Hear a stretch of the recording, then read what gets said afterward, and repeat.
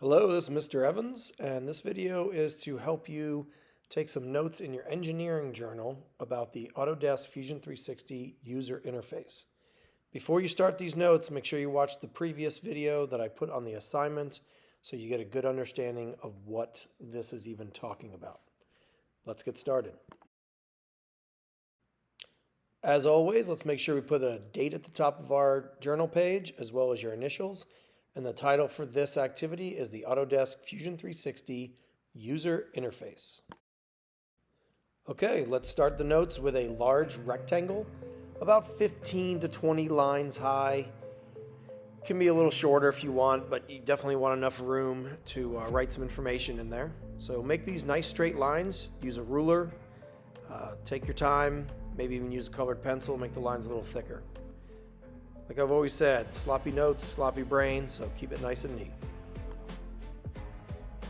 Now it's time to make a smaller rectangle on the left side of your larger rectangle, and using that pink line just puts it right where you want it, makes it nice and straight. Across the top now, we're going to make a small rectangle. This is going to be called a ribbon. And then right underneath it, we're going to make a little bit larger rectangle, so use two lines and go all the way across, and now you have two rectangles at the top. We're going to make another rectangle across the bottom left side, about a third of the way over. This is going to represent our timeline, which could go all the way across, but for our purposes and our notes, we're just going to make it a third of the way. We're then going to make a rectangle in the middle of the bottom.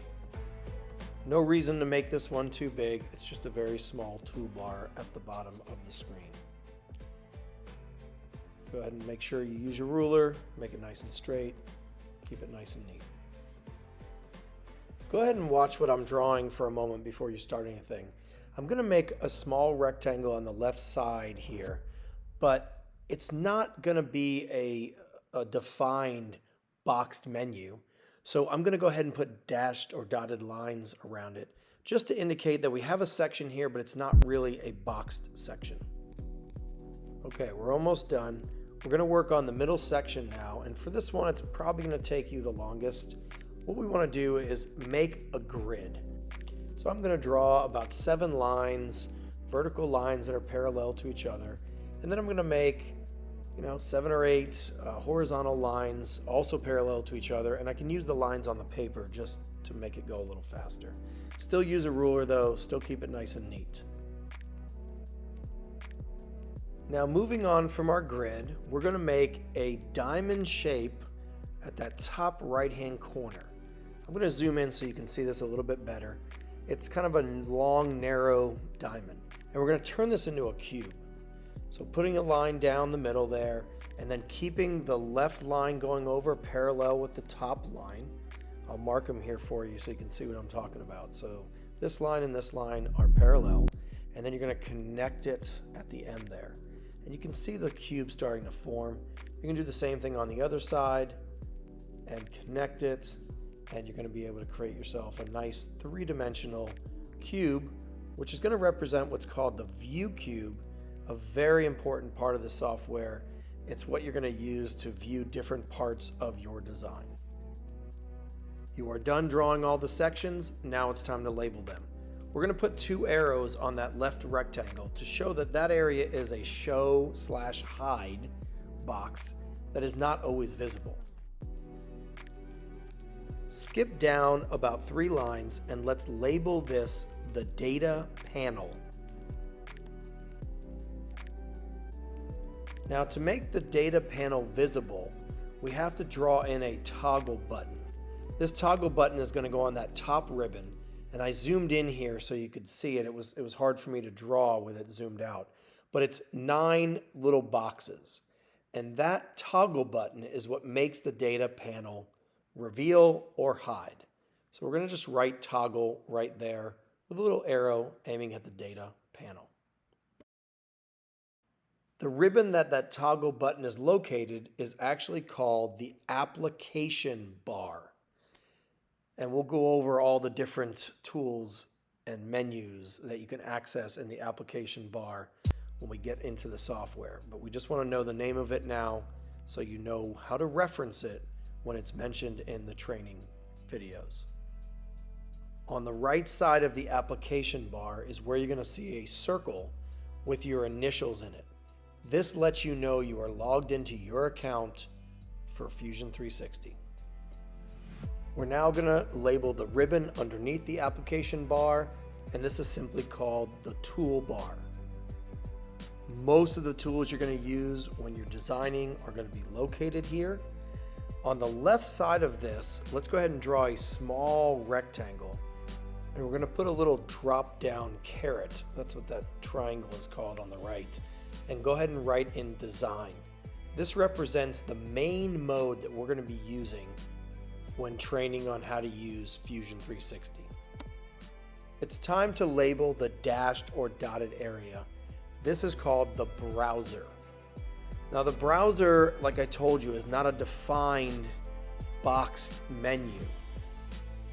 And the browser has these little show hide arrows on the top left-hand corner of it. One of the most important parts of the browser is activating a component.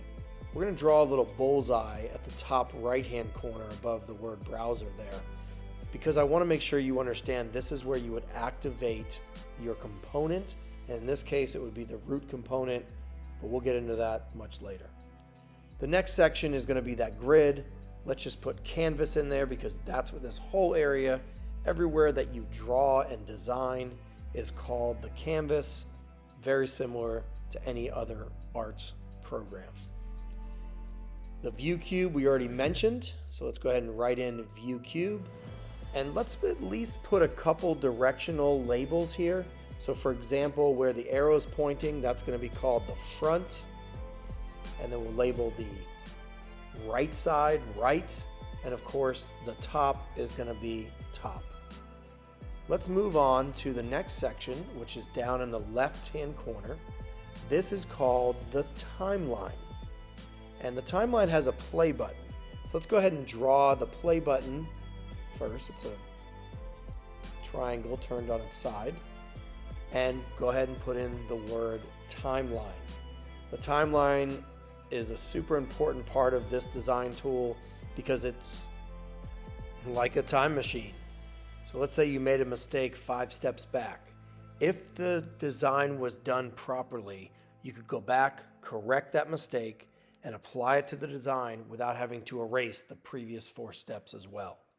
The last one is that small box at the bottom, and that's going to be called the navigation bar.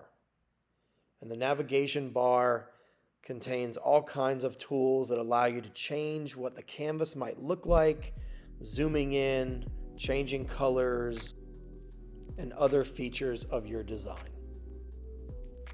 There's one last menu that appears in your user interface, but for this one you have to right-click for it to appear. So underneath this, we're going to write right-click on canvas, which is going to equal what's called the marking menu. This menu contains all kinds of shortcuts that can allow you to more efficiently create your design. And that's it for the notes you need to take on the user interface for Fusion 360. This will be a great guide for you to reference when you're learning to be a successful 3D designer.